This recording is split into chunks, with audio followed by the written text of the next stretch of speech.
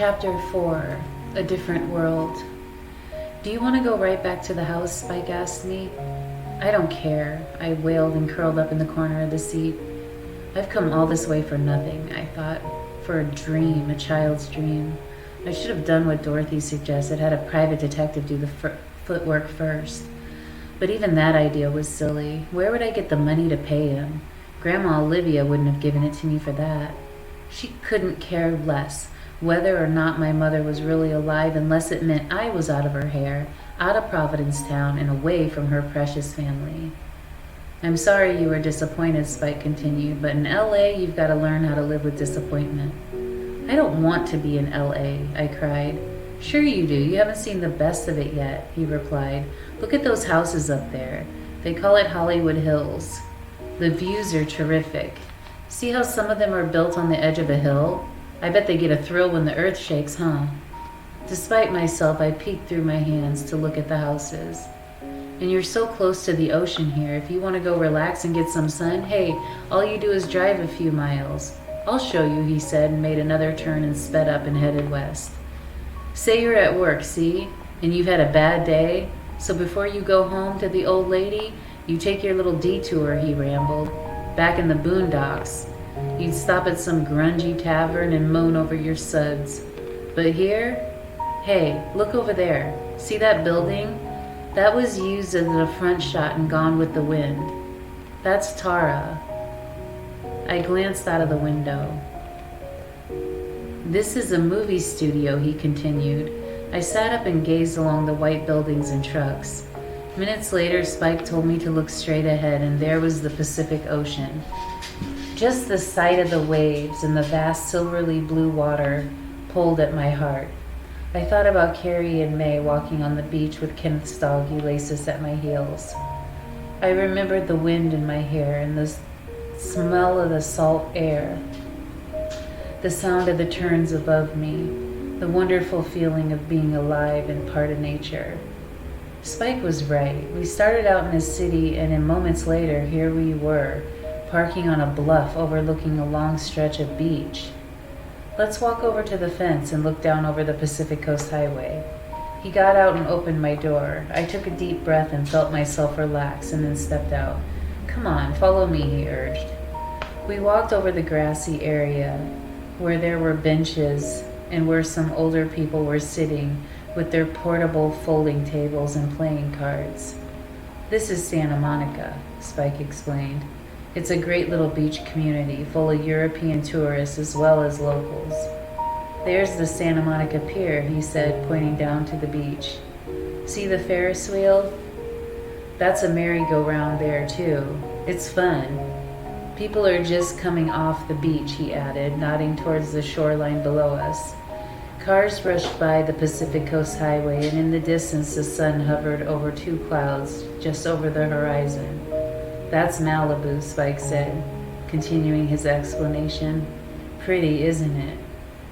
Sometimes when I don't get anywhere in an audition, I stop by here and just gaze out at the sea. It gives me a fresh outlook and boosts my morale. You know what I mean?" "Yes," I said.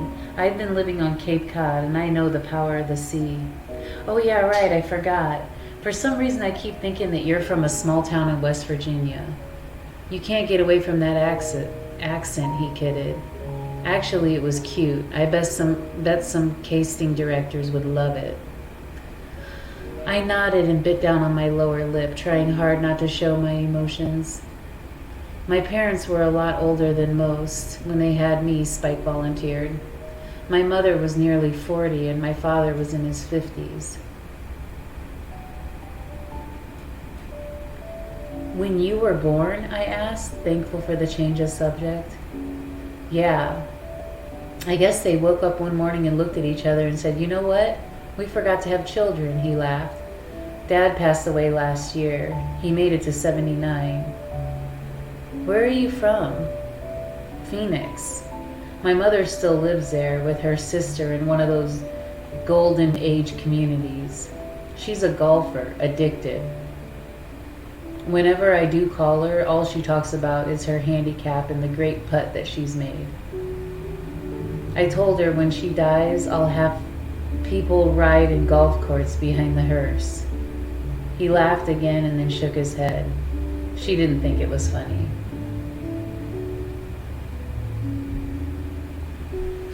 We both stood there staring out at the sea. There were sailboats that looked like they were pasted against the darkening blue horizon, and further out was what looked like a cruise ship heading southeast. So if you want to go to the beach one day, I'd be glad to take you, Spike offered. Thank you, but I don't know if I'll be here much longer. I bet the Livingstons wouldn't mind how long you stayed. You should take advantage. I don't want to take advantage of their hospitality, I said, and besides, I have people waiting for me back in Providence Town. People? You mean a boyfriend? He asked with an impish glint in his eyes. Yes, I admitted. What's he do? He takes care of his father's lobster fishing boat right now, and in the fall he'll be harvesting cranberries. Sounds nice, Spike offered, but his head was turned away and kept me from reading his eyes. Did he mean it? Did he really have a longing for something more substantial than acting or trying to be an actor, or was he just humoring me? It is nice, I said defensively. He glanced at me with a small smile on his lips. You're too young to cash in your chips and settle down, Melanie. Look out there, it's a big, wide world to explore. There's so much to do and see. Our eyes met. If he wasn't being sincere, he was a good actor after all, I thought. So what convinced you the woman wasn't your mother? He asked finally. She comes from the Midwest Ohio, and she apparently is a lot younger than my mother, I said. But she looks like your mother in the catalog. A lot like her. Different hair color, but that's nothing, I said. Well, people lie about their age here. It comes with the territory. Hollywood is a young person's world, especially for women. And triple, especially for a woman who wants to be a model or in films. Really? Absolutely, he said. This woman claimed to have had a younger sister, though, and my mother has no brothers or sisters, I said. So, people manufacture their past here. It's as if they stepped out of a movie making of their own, he continued. But you give up. I try again. Why don't you try calling her later? I didn't get the phone number, I said. She'll be listed, especially if she wants to be an actress or a model. She wants to be easily contacted. I nodded. I guess we should get back, I said. Dorothy wasn't too happy about my shooting off right away like I did. Sure, he said. He flashed me one of his warm smiles and took my hand to lead me back to the limousine. When he opened the door for me, the people who were playing cards looked up to see who I was, and the drivers slowed their cars to glance our way. Everyone here was so eager to spot a celebrity, I thought. For the first time since we arrived, I actually wished I was one. Was I starting to catch the disease? When I returned to the Livingstons' mansion, Dorothy came rushing down the hallway to greet me. What happened? I've been sitting on pins and needles waiting.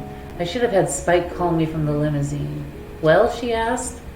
I still don't know anything for sure, I said, and explained what happened and why I was filled with doubts. You poor thing, to come all this way and be disappointed. Why couldn't that dreadful woman have been there, she said, bunching her lips together. Spike says I should try to call her tomorrow. He does? Well, I suppose you can do that too, but we're going to have dinner in about a half an hour. Philip's already home getting dressed. Dressed? We always dress for dinner. Don't worry, just put on your nicest thing you have to wear, she said. Tomorrow I'm taking you to Adroni's on Rodeo to get you something fashionable. Oh, I really don't think... Remember, she sang, I get deaf. I smiled. Thank you, Dorothy. My sister, the psychic, you should excuse the expression, called before you arrived, all right. I asked her if she was such a psychic. How could she doesn't know the answers to her questions before she asked them? Dorothy laughed at her own joke. I smiled, imagining Holly's reaction. I forgot all about the little gift you handed me at the airport, so I had to pretend I looked at it. I did a few minutes ago. Where does she expect me to wear these things? she added, shaking her head. Anyway, I told her you would call her tomorrow. She was off to do some sort of hoodoo voodoo thing. Thank you, I said, heading for the stairway. I'll be right down. Don't worry yourself about the women, dear. If she's not your mother, you're still welcome to stay here and enjoy Los Angeles for as long as you like. Thank you, I called back and hurried upstairs to my plush room. It wasn't until I plopped myself down on the bed I realized just how tired I was. Young or not, I finally realized the time difference. After all, for me, it was 3 hours later than everyone else. I'll just rest for a few minutes, I thought, and laid back, closing my eyes. A sharp rap on my door woke me immediately. I sprang up to sitting position. What? Yes.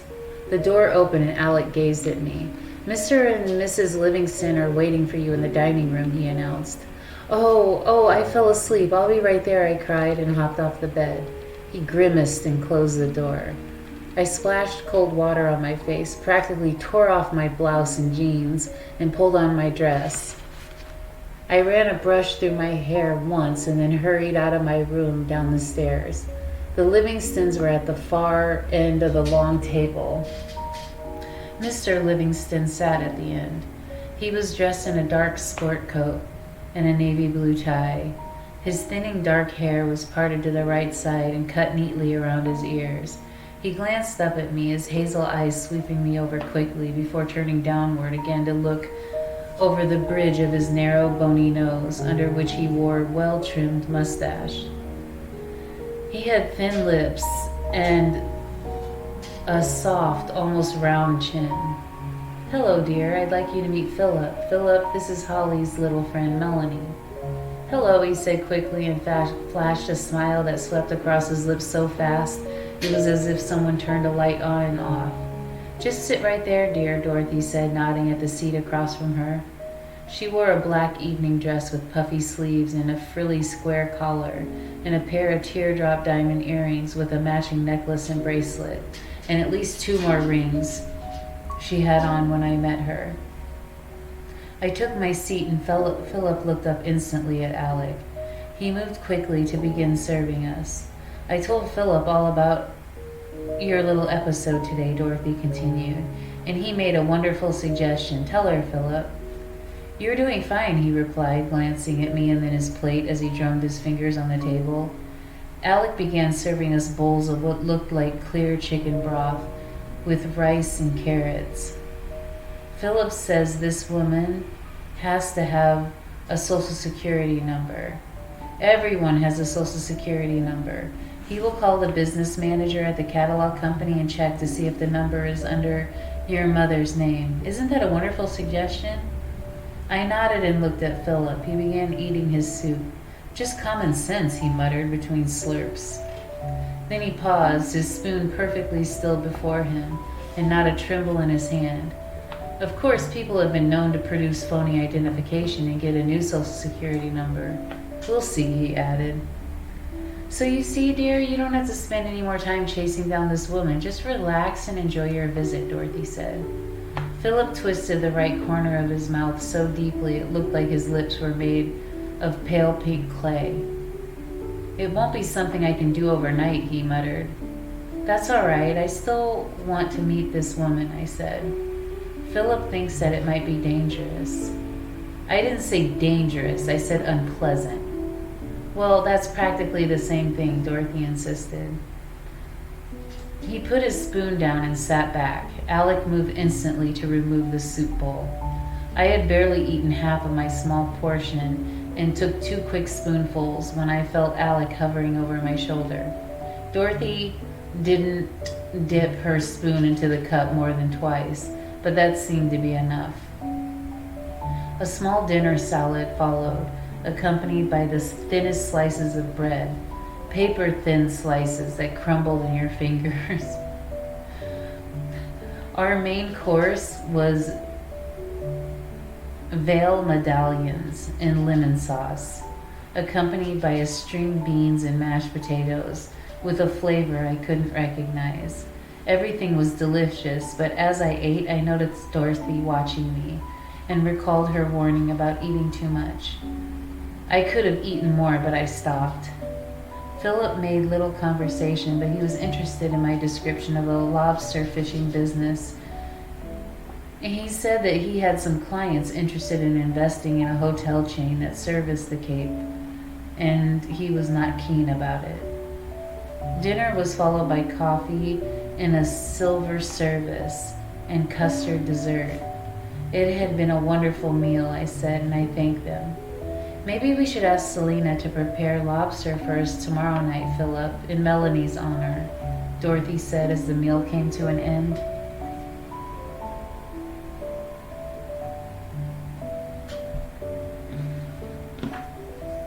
Lobster's overpriced these days, he grumbled. How could anyone with this much money worry about the price of a lobster, I wondered. Oh, nonsense, Dorothy said. I don't enjoy eating things that I know are overpriced, he insisted. I really don't need to have lobster, Dorothy.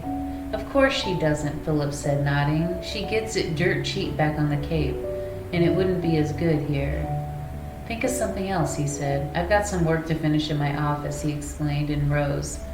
I realized he was not quite as tall as Dorothy, and it was nice meeting you, he added, nodding as he walked away. Philip was the most efficient man I've ever known, Dorothy said, shaking her head. He reviews the household accounts once a month and makes brilliant suggestions to save money. He says he does it for his clients, and why can't he do it for himself? I suppose it's true. Well, do you want to find something to read? You can look in the library. I try to keep up with everything. I belong to 3 book clubs. First, I'd like to try to call Gina Simon, I explained. Oh, well then, why don't you use the phone in the parlor? You'll have some privacy there, she suggested. Thank you, I said, trying to remember where the parlor was in this big house. She must have read it on my face. Just go down the corridor to the 3rd doorway on the left, dear. There's a phone book on the shelf with a small table. Thank you. You're welcome. I'll be there after a while, then we can go to the den and watch some television if you like. Desperate Lives is on tonight. Do you watch it? Philip calls it nothing but a soap opera, but it's so much more than that. It's just more, she said. No, I haven't heard of it, I said. Haven't heard of it? Oh dear. Well, maybe you'll like it, she said, and I went to the parlor. I found the phone book and I discovered 3 Gina Simmons, but the address pointed out the right one. With my fingers trembling again, I lift the receiver. It was an antique brass ivory phone, and I misdialed the first time. I dialed correctly the next time, but only after a few rings an answering machine came on. This is Gina Simon. I'm sorry I'm not able to take this call. Please leave your name and the time of your call and a brief message at the sound of the beep. I listened closely. It did sound like Mommy, but there was an attention to dictation that I didn't recognize. I waited and called again just to hear the voice. It sounds like her, I told myself. It must be Mommy. Dorothy entered the parlor with a small white Angora cat in her arms. This is Fluffy, she said. Isn't she beautiful? Yes, she is. Philip won't let me keep her in the house proper. She stays with Selena. He says whenever she's permitted to run through the house, she leaves hairs everywhere. He's so finicky about the house. If a piece of dust is out of place, Philip knows it. She sighed and sat on the soft cushioned chair across from me, the cat purring in her lap. So did you try calling that woman? I got an answering machine, I said. It sounds like my mother. Did you leave a message? No, I wasn't sure what to say. She might have been there listening, Dorothy said, nodding. People often do that here. They wait to see if it's someone important, and then they answer. If it's not important, then they let the machine take the call. It's a power thing, Philip says. Power thing? Yes, you just don't speak to anyone. It diminishes your importance. I can't imagine my mother thinking that way. Well, if this woman wants to be someone in the industry, she behaves that way, believe me. I've met enough of them. I thought about it. What was it Billy Maxwell had told me just before I left New York? Be prepared to find a very different woman, even if she is my mother. Perhaps that's very true. I wish the world we lived in wasn't so conscious of every little thing. Dorothy said, dreamy-eyed, as she petted the purring cat in her lap. Phillips wants me to be perfect and remain perfect. If I have a hair out of place, he asks why I don't go to the beauty salon this week, she said, a bit more mournfully than I would have expected. He doesn't seem like that, I told her. She snapped out of her reverie and raised her eyebrows. He's a man, isn't he? They're all the same, waving a magnifying glass over you, checking for wrinkles, your age spots, measuring your bosom, your waist, your hips, looking for an ounce of ugly fat. I have a personal trainer, she continued, who comes to the house 3 times a week. It's such a bore, but I bear it for Philip's sake. And my own, I suppose, she said with a sigh. Well, a woman has to do what she can, doesn't she? She added. I'm not sure. I've never really thought about it, I guess, I said. Of course you haven't. You're still young and beautiful. You have a way to go, but believe me, one day you'll wake up and look in the mirror and notice a little wrinkle here, a little more puffiness there, and you'll realize it's going to take some work to look beautiful. Of course, she continued, if you're bright enough, you won't settle for just anyone, and you'll marry someone substantial, as I did, so he can provide for you the best. And when it comes to cosmetic surgery. Surgery? Now don't sit there and flatter me and tell me that you don't notice how firm my butt is for a woman of my age without thinking I had something done, she said, smiling. I didn't really notice, but an operation on her rear end? It's nothing more involved than a tummy tuck. I can't tell you how many times I've had that done. Oh, and my eyes, of course. Some people are so lucky. They're born with genes that help them remain to look younger. Philip's mother, for example, hardly had a wrinkle until her late 70s. And look at Philip. Well, it's always different with men anyway. They can have wrinkles and it makes them look distinguished looking. But we girls... Well, she said with a little more animation in her face, do you think our sexual relationship would be as strong as it is if I didn't keep myself attractive?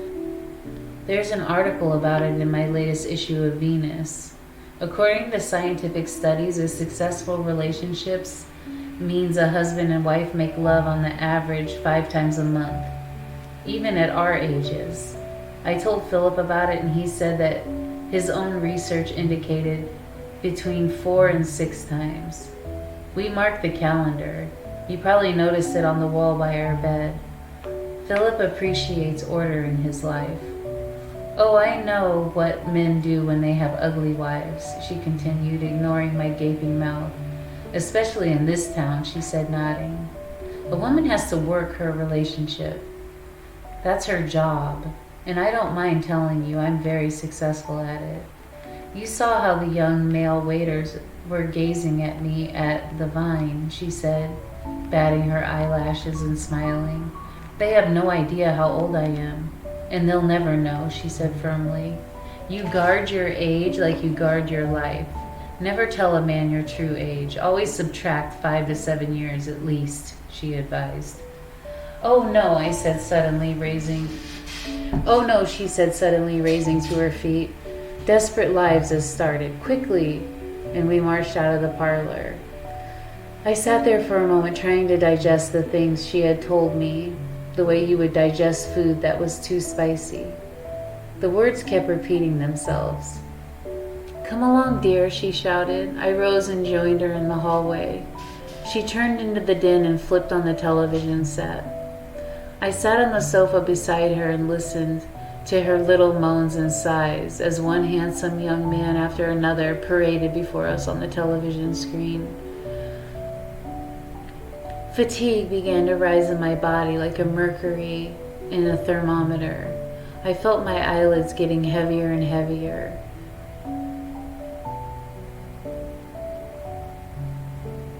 Doesn't that just get you furiated? She railed, turning my way. I nodded, even though I had no idea why she was upset. And I hate it when they leave you hanging like that. But, she said, smiling suddenly, her mood swinging radically in the opposite direction. As Philip says, that's how they get you to tune in night after night, and how they sell their products. You look tired, dear. Perhaps you should go to bed. I know it's late for you. Yes, I guess it's finally caught up with me, I said, rising. Thank you so much for everything. Nonsense. Tomorrow right after breakfast we'll go to Rodeo Drive and get you something proper to wear. Don't, she said, raising her hand to stop my protest, say anything that will make me deaf.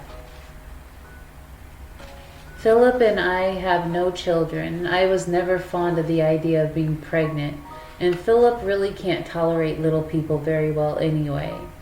But we both enjoy doing things for young people now and then, when they're deserving, as you are, of course, she smiled. Have a good night's rest. Thank you, I said again, too tired to argue anyway, and went upstairs, taking the steps as if I were already walking in my sleep. Despite my exhaustion, before I turned out the lights and crawled under the cover, I lifted the phone receiver and dialed Gina Simon's number again. It rang and rang till the answering machine came on again. I listened closely to her voice, feeling more and more confident it sounded like Mommy's voice. Or was I just wishing it did? And why wasn't she picking up? Had she gone away? Maybe it would be days and weeks before I stood face to face with her. I lied my head back on the pillow and closed my eyes, grateful I was too tired to continue thinking, but still apprehensive about what tomorrow would bring.